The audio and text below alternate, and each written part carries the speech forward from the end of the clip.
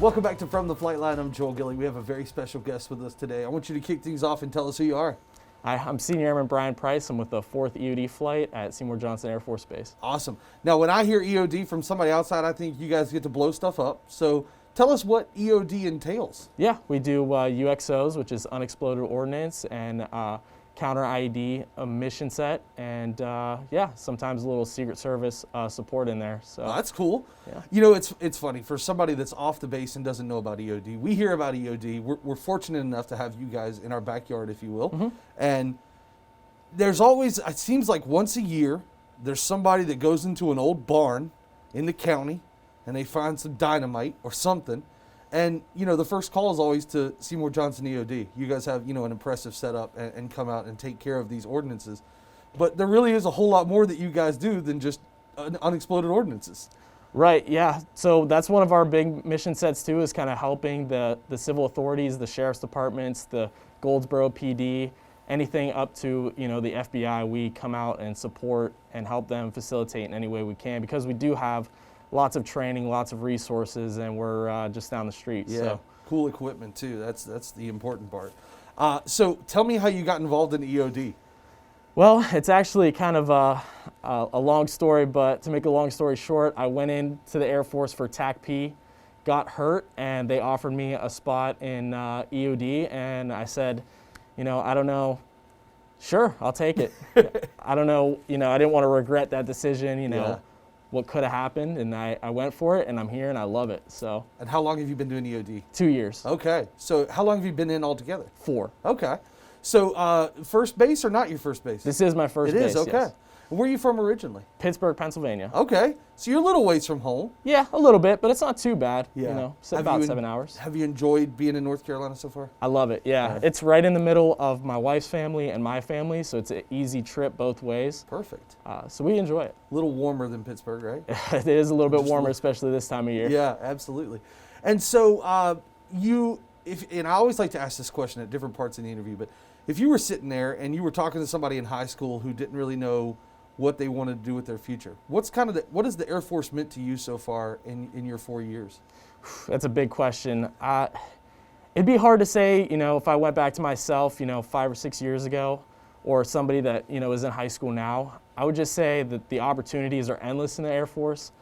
I would say no matter what you do, if it's EOD, if it's public affairs, if it's a maintainer, the ability to travel and see different things and the people that you meet is just, it's awesome. I wouldn't do it any differently than I have done it. So it's kind of hard to say, you know, because you just got to experience it, you know. You just got to say, hey, just give it a shot and kind of go for it. I like that. And what brought you to the Air Force? So my stepdad, he's a big mentor in my life, and he actually currently is in the Air Force Reserves. Oh, wow. So he kind of pushed me that way, and he said, I promise you, you won't regret it. You just got to do it and just, you know, kind of see where it takes you, but you will not regret it. So that's why I went. So you've been in 4 years. What's your plan for the future? You staying in for a while? 20. Doing the full 20? Going to do the 20, maybe more if they'll let me. So I like it. Have you gotten to do any fun traveling, by the way? So I've not been deployed yet, and this is my first base, but I TDY everywhere. Yeah. EOD has tons of opportunities to TDY. I've been to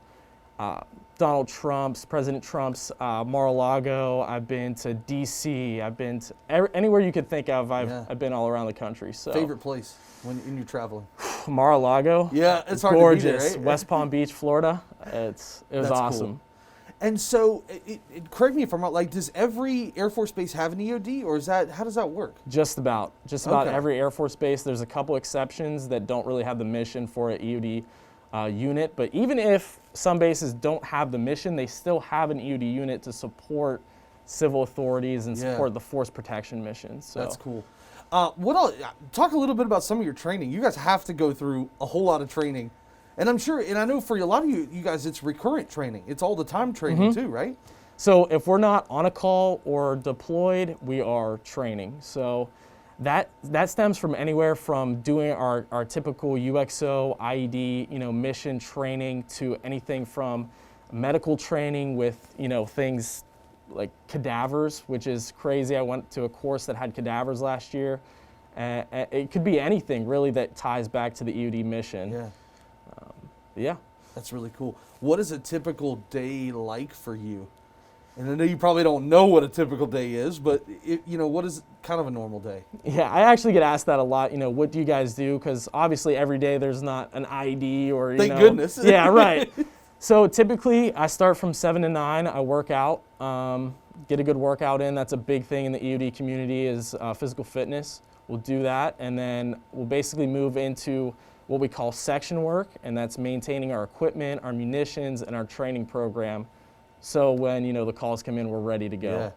And what kind of cool equipment can you talk about? I mean, do you guys still wear the big suits? Is that still a thing? Everybody asks about the suits. Yeah. It is absolutely still a thing. Okay. And I will tell you, the technology is far past what it used to be. Yeah. We actually have a capability to say, okay, helmet, turn on the lights, and it'll actually do it for you. So it's kind of like Alexa type thing where it'll do whatever you ask it to do. Because I know so much has moved to robotics and stuff with EOD, and so I didn't know if you guys still had to put the suit on at all. But yeah, I guess you lose a little bit when you're using a robot. Like you don't have that tactile feedback at that point. So. You do. We'd prefer to use the robot, of course, Yeah. because somebody's not down there and the suit's kind of heavy. But there are some situations where you can't get around, wearing the suit. Does the suit have air conditioning at least? It does now. Some kind of ventilation. It has ventilation, Perfect. fans.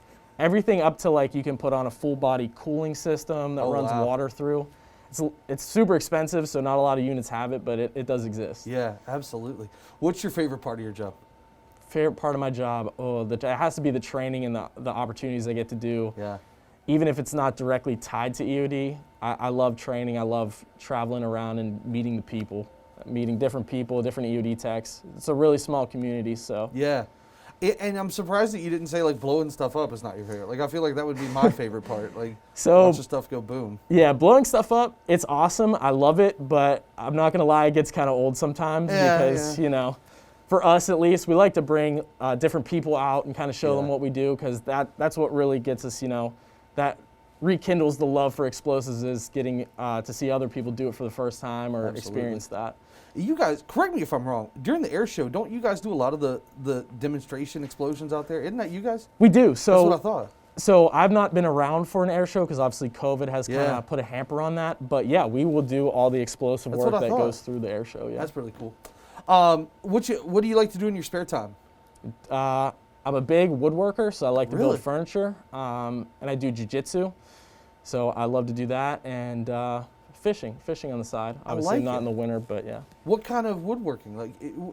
Anything? Like and everything? Towards the fine furniture aspect. I like that. Yeah. That's something I don't have the patience to do, but would love to do. Yeah, I love it.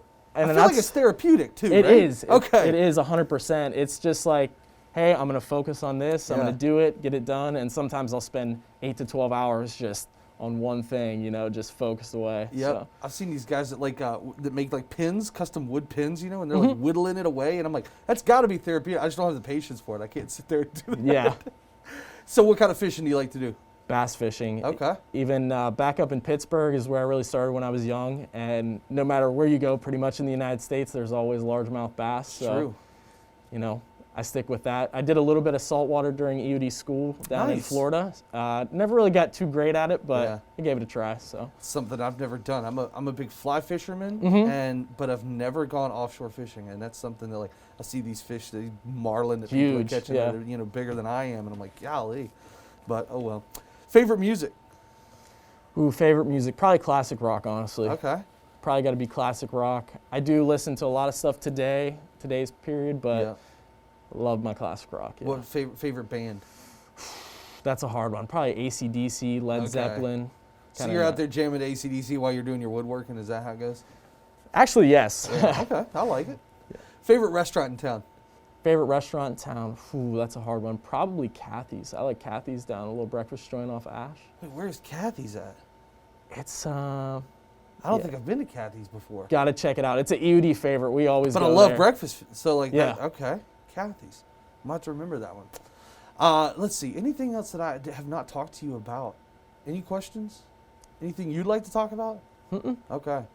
I think we've learned a lot. I do believe that you're the first EOD person that we've had in, which is really cool because that is a really important part of the mission that that I think everybody gets to see the blowing up, but they don't realize that there's other things behind the scenes that you guys do. So I appreciate your service. Thank you so much for coming in, and we'll see you guys again next time right here on From the Flightline.